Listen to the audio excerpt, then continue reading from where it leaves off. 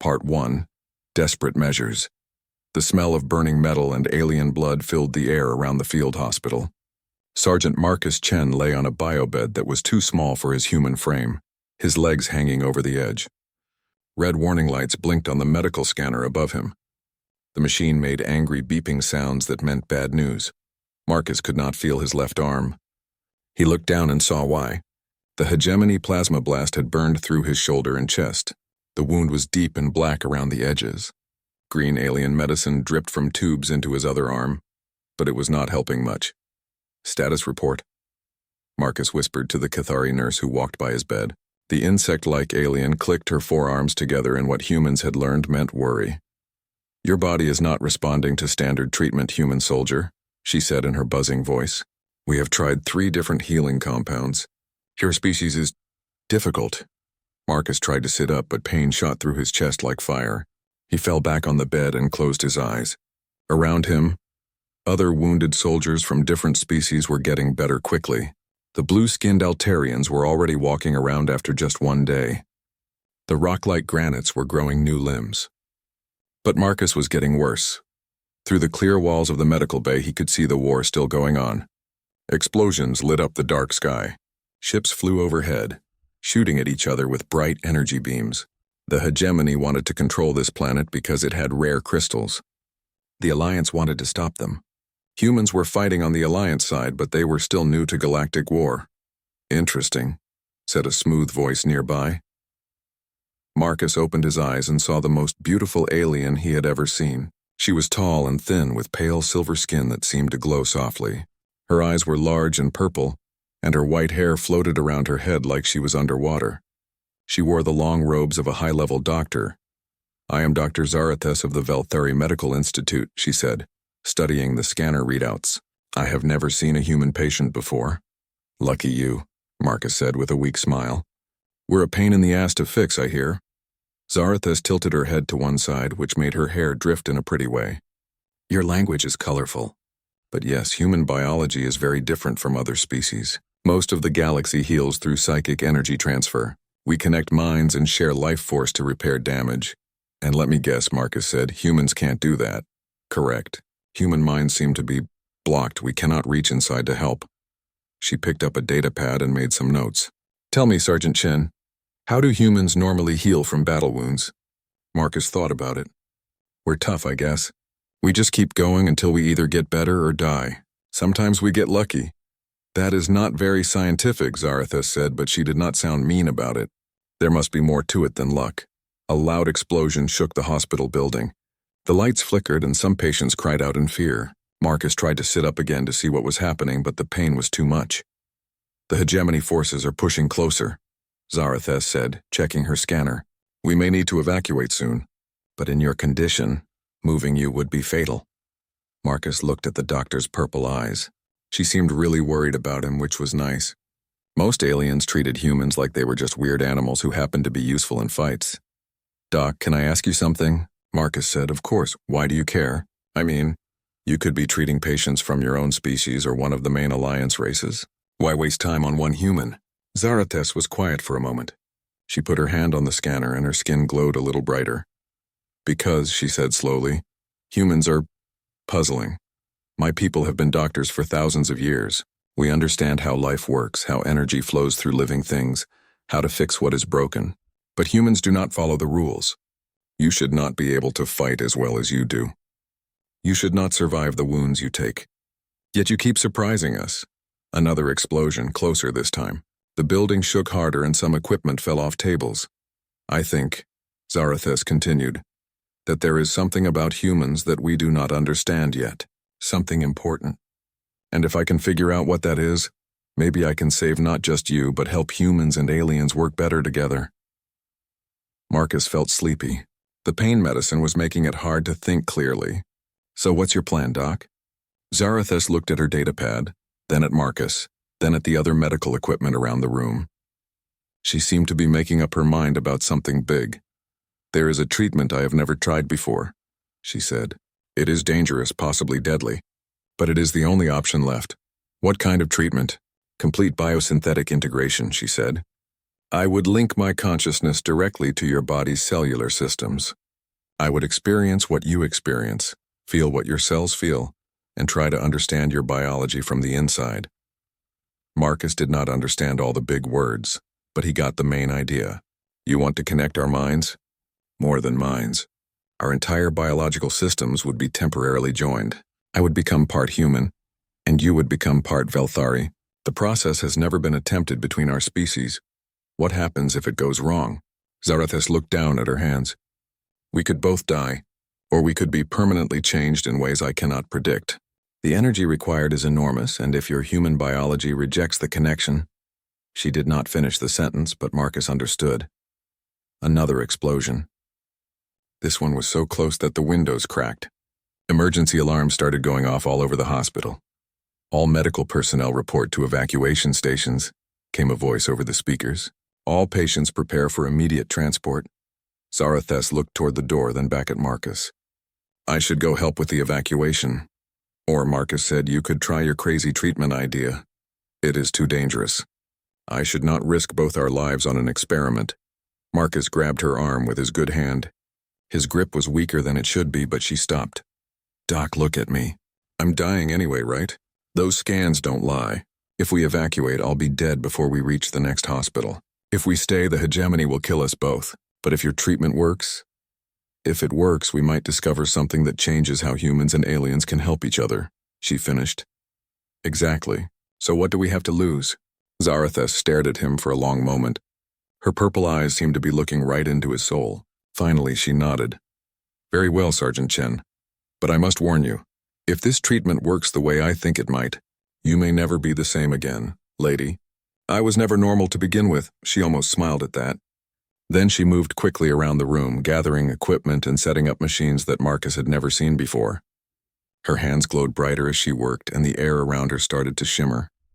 Lie still and try to relax, she said. This will be intense. Marcus closed his eyes and tried to prepare himself for whatever was about to happen. Outside, the war continued. Inside, a human and an alien were about to attempt something that had never been tried before. The last thing Marcus remembered before everything went white was thinking that if this killed him, at least it would be interesting. Then Dr. Zarathus placed her glowing hands on his chest, and the world exploded into sensation and light, and something that felt like flying and drowning at the same time. And in that moment of connection, both human and alien discovered something about Marcus's biology that would change everything they thought they knew about how humans really worked. Part 2, The Discovery Doctor. Zarathus felt like she was falling through stars. Her consciousness had merged with Marcus's body and everything was wrong. This was not how biosynthetic integration was supposed to work. When she connected with other species, she felt their life energy flowing in gentle streams. She could guide that energy, redirect it, use it to heal wounds and repair damage. But Marcus was different. Very different. Instead of gentle streams, his life energy moved like a raging river, and it was not just flowing, it was pulling. His cells were hungry in a way she had never experienced before. They were reaching out, trying to grab energy from somewhere, anywhere. What are you? She whispered. But the words came out of Marcus's mouth instead of her own. Through the connection, she could feel his confusion. He was awake inside his own mind, watching what was happening. Doc, are you in there with me? His thoughts asked. I am here, she replied through their shared consciousness. But Marcus, your biology, it is not what we expected. She could feel his body trying to heal itself, but it was like a machine missing an important part. His cells were rebuilding tissue, fighting infection, repairing damage, but they needed fuel. And that fuel was not food or medicine or any normal source of energy. His cells wanted psychic energy. They were designed to absorb it, process it, and convert it into raw healing power. This is impossible, Zarathus thought. Humans are supposed to be psychic null. You cannot use mind energy. Maybe we can't use it the way you do, Marcus replied. But what if we use it differently? Through the biosynthetic link, Zarathus began to understand. Human minds were not blocked from psychic energy. They were protected from it. Like armor that kept psychic attacks from getting in, but that same armor also worked in reverse. It could keep energy from getting out. And when that energy built up inside with nowhere to go, it transformed into something else entirely. Your battle rage, she said suddenly. When human soldiers fight for a long time, they get stronger instead of weaker. Other species think it is just adrenaline, but it is not. Marcus's memories flooded through their connection. She saw battles where human soldiers had been cut and shot and burned, but they kept fighting. She felt the moment when exhaustion and pain suddenly turned into incredible strength and speed. She experienced the feeling of wounds closing themselves in the middle of combat. We're energy vampires, Marcus realized. When we fight psychic species, we're not just resisting their mental attacks. We're stealing their power and using it to heal ourselves. But you are not fighting anyone now, Zarathus pointed out. Where is the energy supposed to come from? That was the problem. Marcus's body was trying to heal using abilities that required external psychic energy. Without an enemy to drain power from, his cells were consuming themselves. He was dying because his own healing system needed fuel he did not have. I can provide that fuel, Zarathus realized. My people generate psychic energy naturally. If I feed it to your cells... Wait, Marcus said. What happens to you? Zarathus had been wondering the same thing. Giving her life energy to another being was not dangerous by itself. Velthari healers did it all the time, but they had never done it with a species designed to absorb and transform psychic energy. She decided to try a small test. Very carefully, she directed a tiny amount of her energy toward Marcus's damaged shoulder. The result was immediate and shocking. His cells did not just absorb her energy, they amplified it. The psychic power went into his system, got processed by whatever made humans different, and came back out stronger than before. The enhanced energy flowed back into her, making her own abilities more powerful than they had ever been. Marcus, she said, hardly believing what she was experiencing. This is not just healing.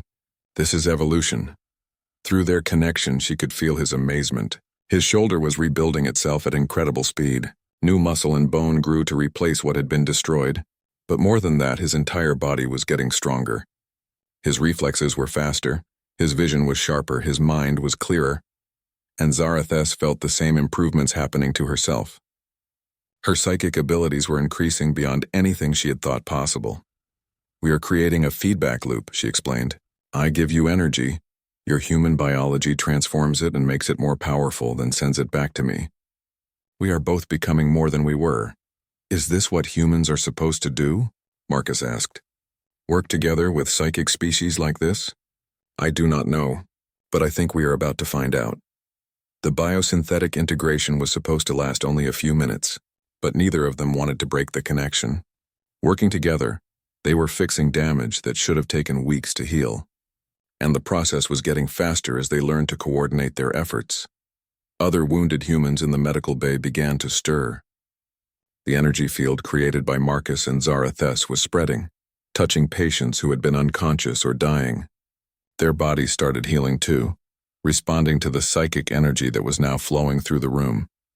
We need to be careful, Zarathus warned. If other species see what is happening, they'll panic, Marcus finished.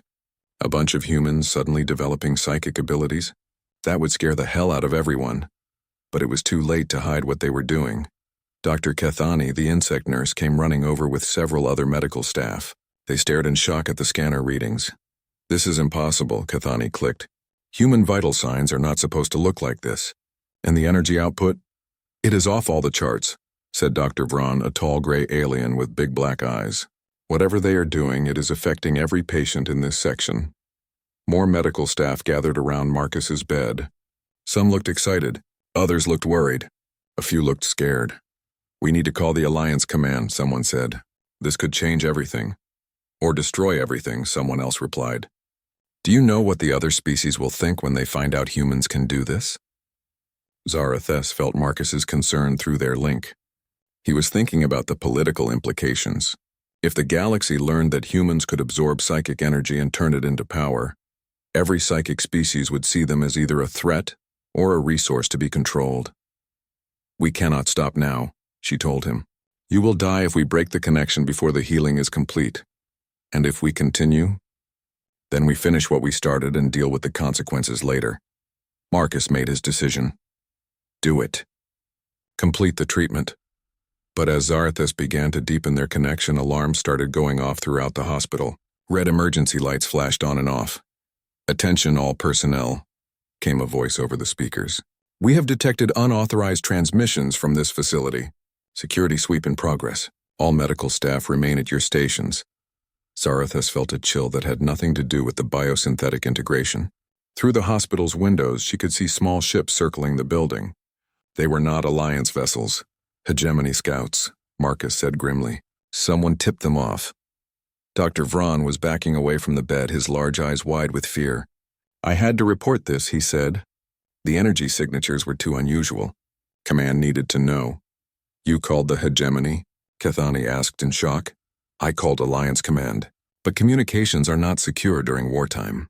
If the Hegemony intercepted the transmission, an explosion rocked the building. This one was much closer than before. They know what we discovered," Zarathus realized.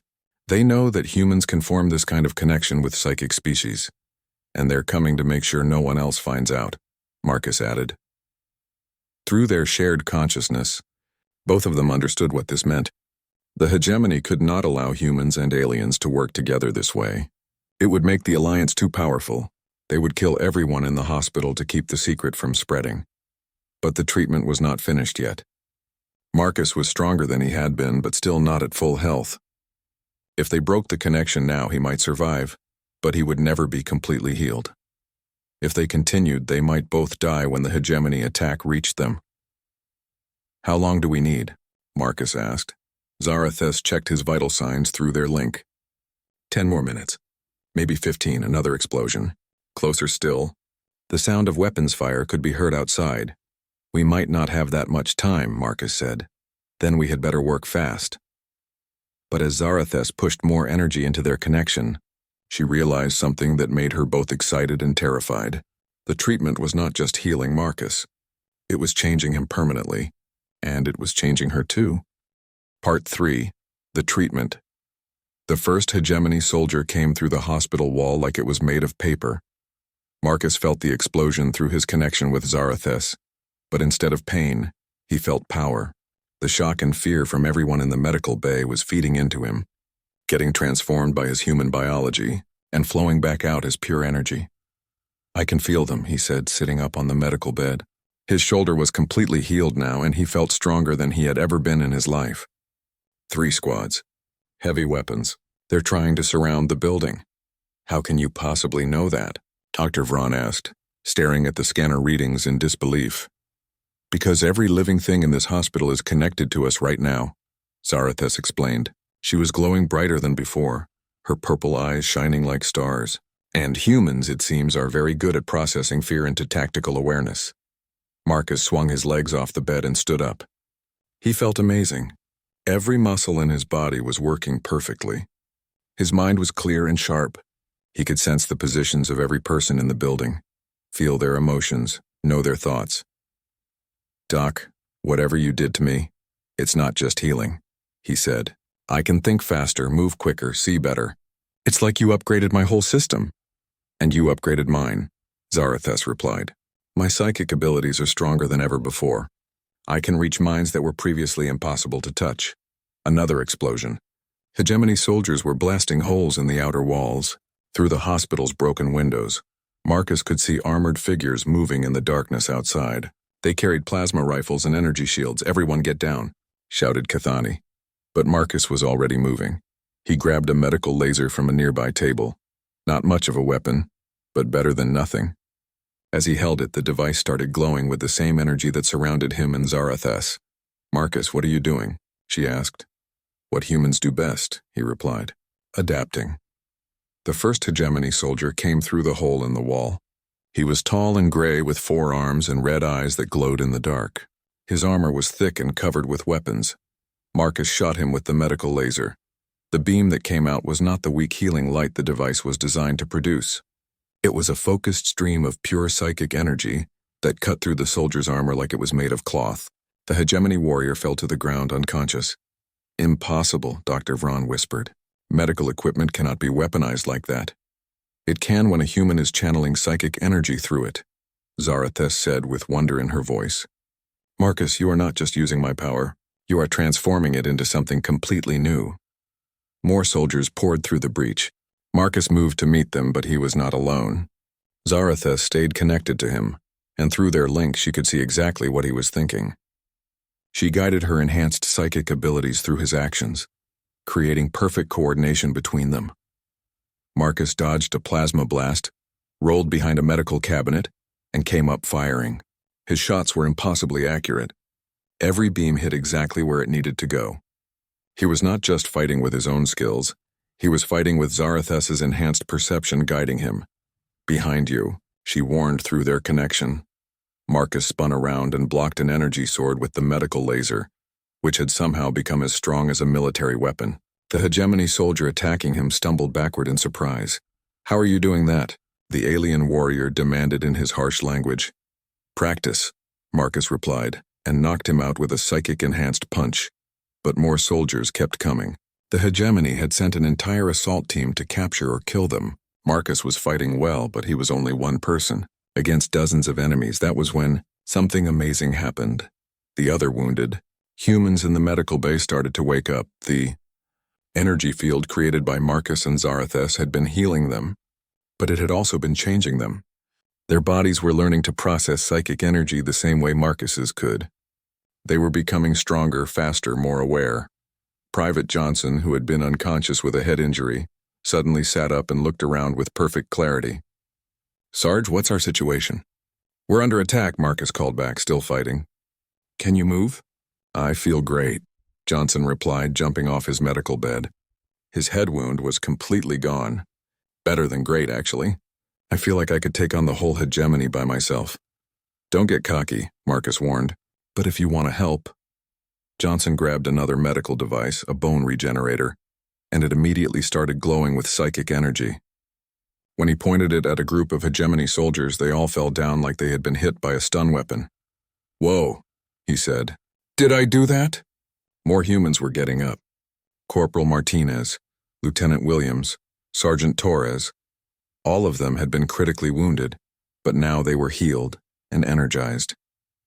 And all of them could use medical equipment as weapons by channeling psychic energy through the devices.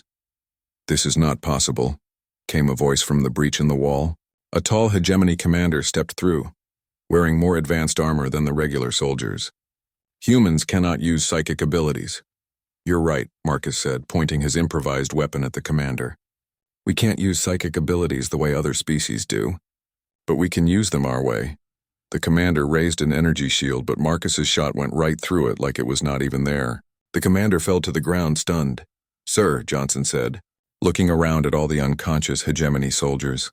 "This is getting weird. Even for us." "Tell me about it," Marcus replied. Through their connection, Zarathus was amazed by what she was seeing. Not only could humans absorb and transform psychic energy, but they could share that ability with other humans. The energy field she and Marcus had created was teaching the other wounded soldiers how to do what they were doing. "Marcus," she said, "I think we have discovered something that will change the entire galaxy." "What do you mean?" "Other species can work together, but they have to learn each other's abilities slowly and carefully. But humans can instantly adapt to work with any psychic species, and you can teach that ability to other humans just by being near them." Marcus looked around the medical bay. Every human soldier was now glowing with the same energy that surrounded him and Zarathus. They were all connected to each other and to her, creating a network of shared power and awareness. "So we're like psychic Wi-Fi?" Johnson asked. "More like psychic amplifiers," Zarathus corrected. "You take the abilities of other species and make them stronger. And then you share that strength with everyone around you. That's why the hegemony wants to stop us," Marcus realized. "If humans can do this with one alien doctor, imagine what we could do with entire alliance fleets. We could create bonds between species that have never worked together before," Zarathus said excitedly. "Humans could be the bridge that connects all the different races in the galaxy." "Yeah, well, we're not going to connect anybody if we don't survive the next few minutes," Lieutenant Williams pointed out. "Because I'm picking up a lot more movement outside." She was right. Through the hospital windows, they could see more hegemony forces surrounding the building. Ships were landing in the parking areas. Heavy vehicles were moving into position. "They brought an entire army," Torres said grimly. "Then we'll fight an entire army," Marcus replied. But even with their new abilities, he was not sure they could handle that many enemies. That was when his communication device started beeping. "This is Alliance Command to all units in the medical facility," came a voice. "We have detected unusual energy signatures from your location. What is your status?" Marcus looked at Zarathes, then at the other humans, then at all the alien medical staff who were staring at them in amazement. "Command, this is Sergeant Chen. We have discovered something important, but we're about to be overrun by hegemony forces. We need immediate backup." "Roger that, Sergeant. Alliance fleet is en route. Hold your position." "Copy that." "We'll hold." Marcus turned to face the others. "You heard the man. We hold this position until help arrives." "Sir," Johnson said with a grin, "holding positions is what humans do best." "Actually," Zarathes said, her eyes glowing brighter than ever, "I think humans do everything best when they have the right partners." Outside, the hegemony forces were preparing for their final assault. But inside the hospital, something new was being born. A partnership between species that would change the way the galaxy thought about cooperation, power, and what it meant to be human. Part 4. The Hunt. The second wave of hegemony attackers did not come through the walls. They came through the floor. Marcus felt the vibrations through his enhanced senses half a second before the explosion. "Everyone move," he shouted, grabbing Zarathes and diving away from his medical bed. The floor erupted in a shower of metal and concrete. Hegemony soldiers in heavy assault armor emerged from tunnels they had dug beneath the hospital. These were not the regular troops they had fought before. These were elite hunters, specially trained to capture or kill high-value targets. "Impressive reflexes for a human," said their leader, a massive alien with 6 arms and scales like black metal. "But you will not escape us again." Marcus helped Zarathes to her feet. Their psychic connection was stronger now, permanent in a way that felt natural and right. Through her enhanced abilities, he could sense the tactical situation instantly. 12 hostiles, heavy armor, energy weapons, he reported to the other humans. "They've got the exits blocked and more troops coming up from below." "How do you want to handle this, Sarge?" Johnson asked, gripping his improvised weapon. Marcus looked around the damaged medical bay. Wounded alien patients were hiding behind overturned beds. The medical staff were pressed against the walls, too scared to move. His human soldiers were ready to fight, but they were outnumbered and outgunned. Then he felt Zarathes's hand slip into his. "Together," she said simply. The moment their skin touched, everything changed. The psychic connection that had been flowing between them suddenly exploded outward like a star going nova. But instead of burning out, it stabilized into something new. A battle bond that linked not just their minds but their very souls. Marcus could feel Zarathes's thoughts as clearly as his own. She could control his muscles as easily as he could. They were no longer 2 separate beings working together. They were one warrior with 2 bodies, 2 sets of abilities, and twice the power either could have alone. "Fascinating," the hegemony leader said, raising his weapon. But still not enough. He fired a plasma blast that should have vaporized both of them. Marcus moved to dodge, but he was not moving with just his own reflexes anymore. Zarathes was guiding him through their bond, and her psychic perception could see the plasma bolt's path before it was even fired. He twisted away from the shot with impossible grace, while at the same time channeling psychic energy through his weapon to return fire. The beam that hit the hegemony leader was not just a medical laser enhanced with alien energy. It was something entirely new, a fusion of human, adaptability and Velthari psychic, mastery that created a weapon more powerful than anything either species had ever built, alone. The leader's heavy armor cracked like an egg. "Impossible," he gasped, falling to his knees, but Marcus was already moving again. With Zarathes linked to his mind, he could fight with perfect coordination, perfect timing, perfect awareness. He knew exactly where every enemy was, exactly when they would fire, exactly how to counter their attacks. The other hegemony soldiers opened fire, but Marcus and Zarathes moved like they were dancing. Every shot missed. Every return shot hit its target. "Sir," Torres called out, "whatever you two are doing, can you teach us?" "Working on it," Marcus replied, ducking under an energy sword while Zarathes guided a psychic blast through his weapon to stun the attacker. But the other human soldiers were learning on their own. Johnson had figured out how to share his enhanced awareness with Martinez. Williams and Torres were coordinating their movements like they could read each other's minds. The energy field that Marcus and Zarathus generated was not just healing and empowering the humans. It was teaching them to form their own battle bonds with each other and with the alien medical staff, who were brave enough to join the fight. Dr. Cathani picked up a medical scanner and found that she could use it to detect enemy positions through walls. Her natural insect reflexes, enhanced by human psychic energy, made her faster than any hegemony soldier.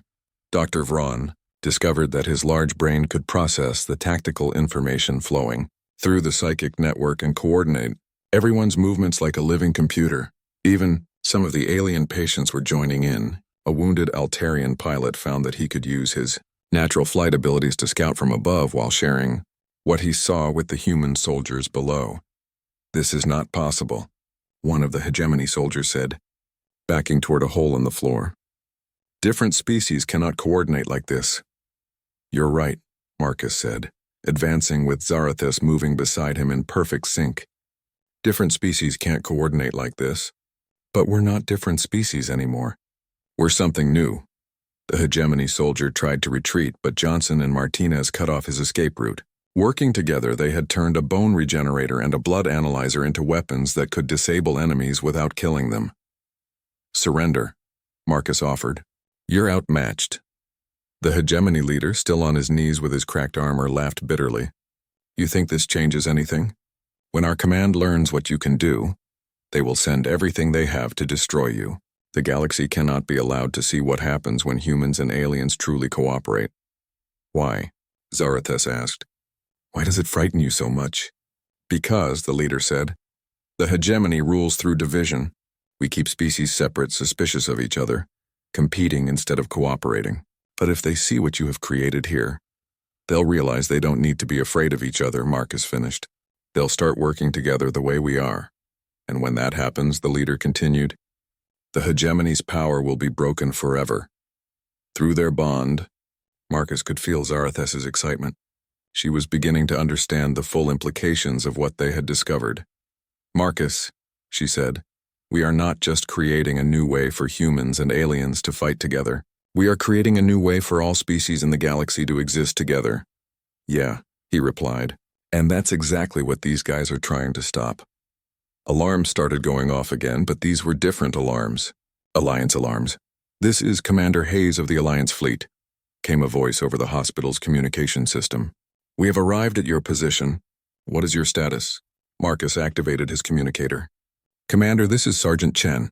The hospital is secure, but we have a lot to explain." "Copy that, Sergeant.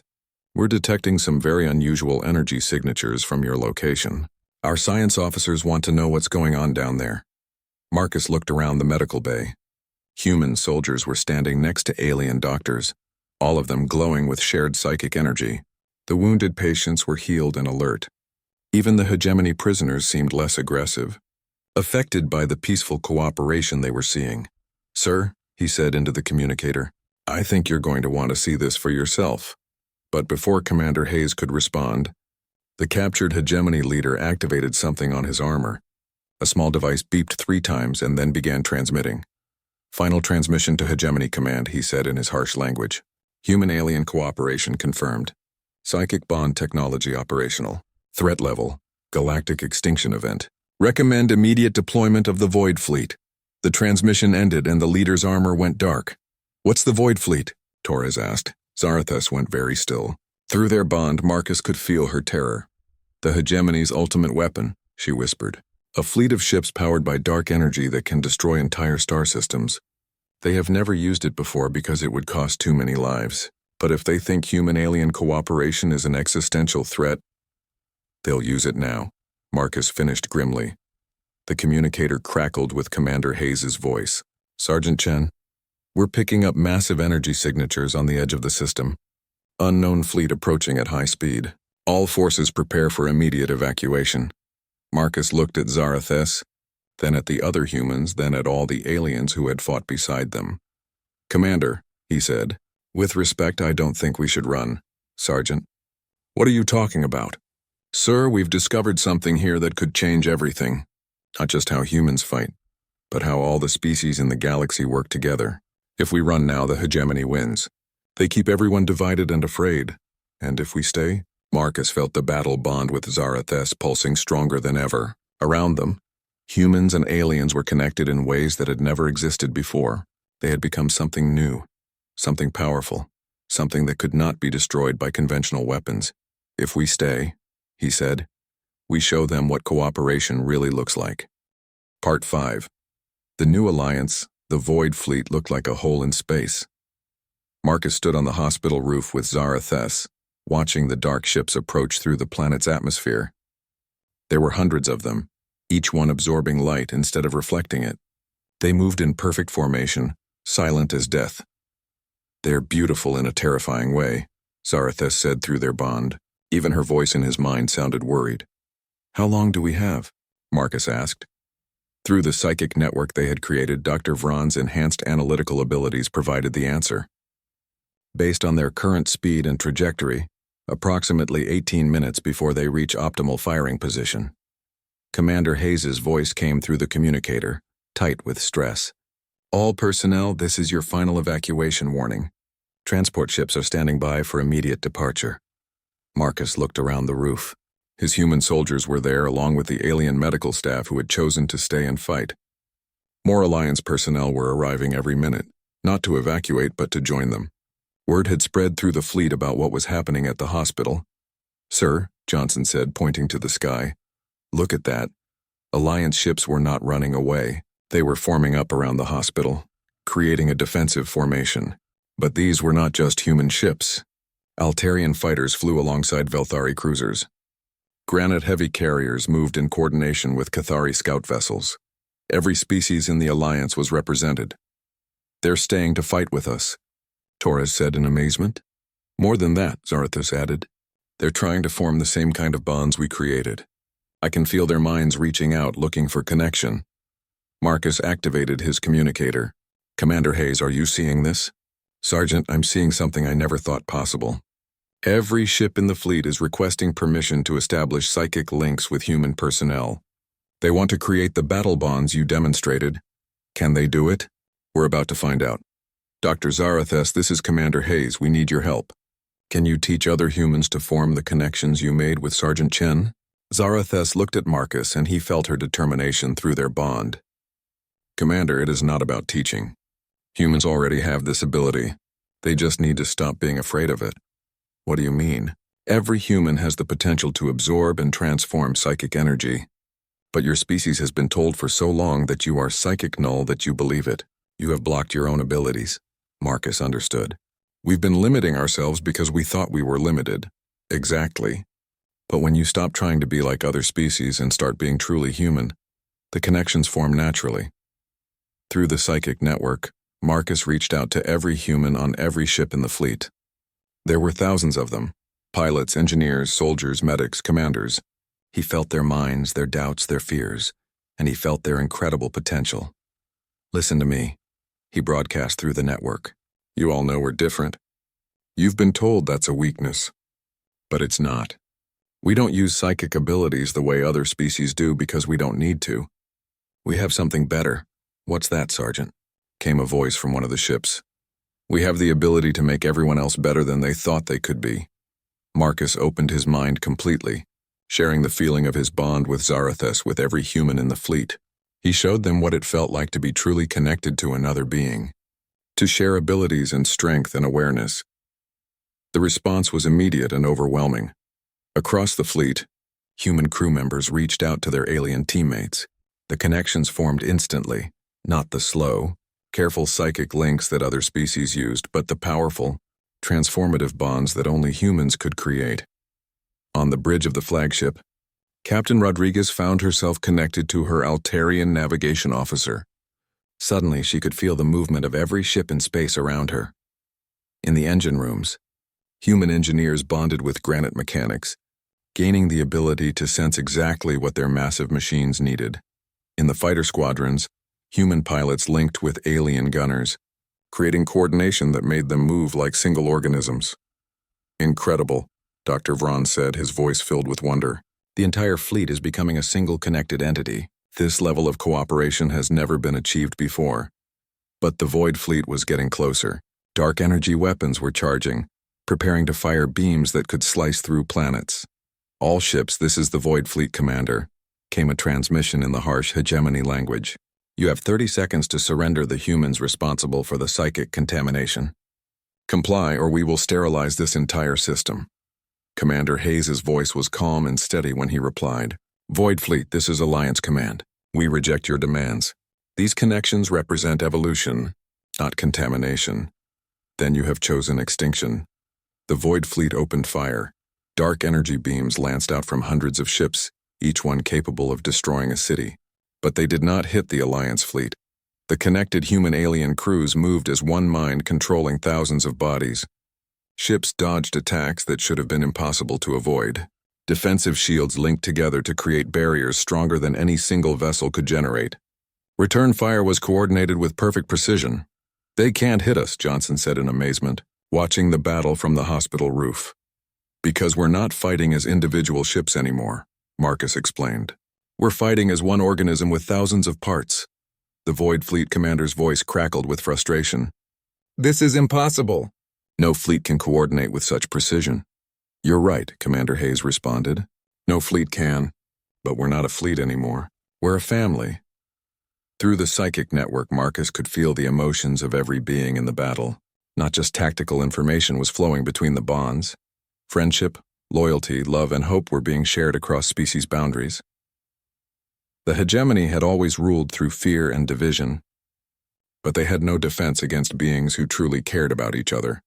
The tide of battle turned quickly. Alliance ships that should have been outgunned and outnumbered began systematically disabling Void Fleet vessels. Human adaptability combined with alien abilities created tactics the hegemony could not counter. "Retreat," the Void Fleet commander finally ordered. "All ships withdraw immediately." But as the dark ships turned to flee, Marcus felt something unexpected through the psychic network. Some of the hegemony crew members were reaching out, trying to form connections of their own. "Wait," he broadcast to the Alliance fleet. "Don't let them go. They want to join us." "Sergeant, what are you talking about?" Commander Hayes asked.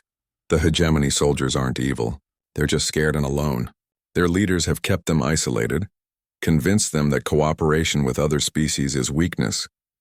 But deep down, they want the same thing we all want, to belong to something bigger than themselves." Zarathus squeezed his hand. "Are you suggesting we try to connect with them?" "I'm suggesting we show them what they've been missing." Marcus reached out through the psychic network, not to the hegemony ships, but to the individual minds within them. He offered them the same thing he had offered the Alliance: connection, understanding, and the chance to be part of something greater. The response surprised everyone. One by one, hegemony ships stopped retreating. Their crews were forming bonds with each other and reaching out to the Alliance fleet. The dark energy weapons powered down. Communication channels opened. "This is Commander Vexthul of the hegemony ship Dark Star," came a transmission. We request permission to join your alliance." "Permission granted," Commander Hayes replied without hesitation. "Welcome to the family." Within hours, what had started as a battle had become the largest celebration of interspecies cooperation in galactic history. Ships from dozens of different civilizations were linked together in a network of understanding and friendship. Marcus and Zarathus stood together on the hospital roof, watching the former enemies work together to repair battle damage and share knowledge. "So what happens now?" Marcus asked. "Now," Zarathus said, "we change everything. This network we created, it's not just for fighting. It's for exploration, for learning, for building a galaxy where every species can be the best version of themselves. And humans? Humans become what they were always meant to be, the bridge that connects everyone else. Not because you're the strongest or the smartest, but because you're the most willing to adapt and help others grow." Marcus smiled, feeling the warmth of thousands of connected minds around him. Humans had always been good at making friends. Now they had the whole galaxy to make friends with. "I can live with that," he said. Through their bond, he felt Zarathus's happiness, and beyond that, the contentment of every being in their vast, ever-growing family. The galaxy would never be the same again, and that was exactly how they wanted it.